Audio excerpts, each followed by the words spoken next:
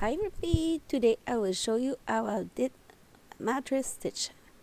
I have a tube like this. I make sure that I put the little step inside of it before I fold it to give a better finished look.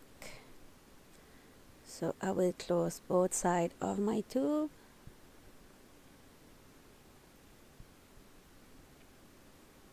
This part was for a toucan that I did on my channel. If you're looking to make a toucan, I have one on my channel in French and in English on both channels.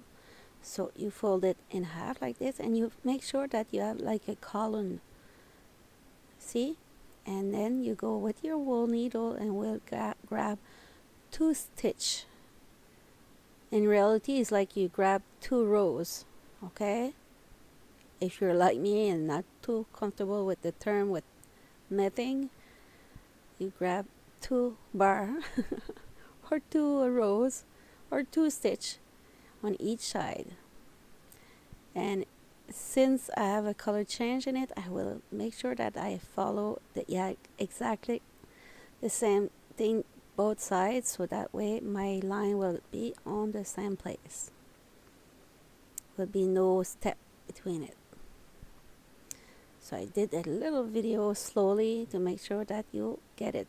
Sometimes I know I go a little bit fast in my video because my videos are full of information and long. I know I do my best. Sorry for that. Sometimes I go too fast. So that's why I decided to put this one a little shorter, not shorter, slower. So when you arrive at the end,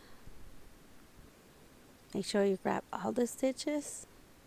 Then with your thumbs and finger you will hold it, and with the other end you will pull, and it's magic. Voila!